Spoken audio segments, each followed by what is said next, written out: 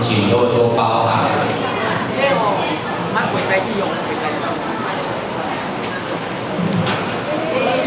唔免记掉，咱台中个台湾诶，佫有诶，所以唔免记掉，啊袂领着，唔免记掉。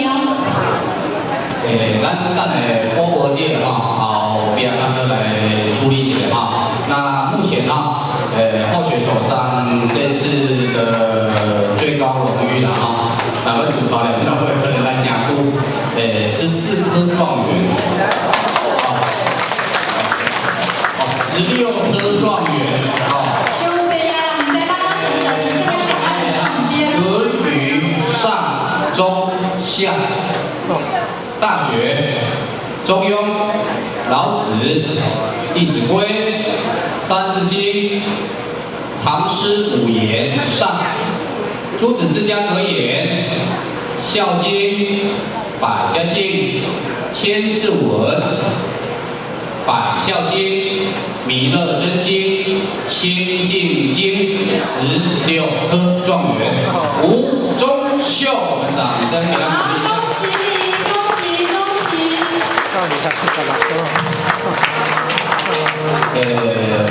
咱注意前线吼，对国考的开始的回应啊，一直累积到现在，所以我们不要以他外表的一个年纪来论断，也功力哇深厚可能我们这样远远的看看不太出来，功力非常深厚。那一样我们恭喜我们付前人为我们颁奖。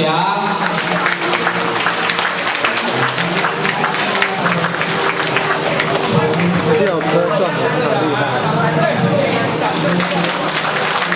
这是很特殊的哈，所以呢，真的非常非常难得。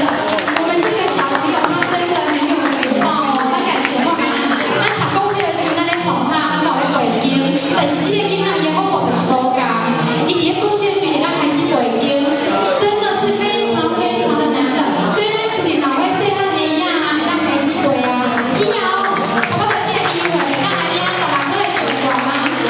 34颗以上，那有一份特别礼物，那是比这个礼物再大1倍那给大家用这些象征一下。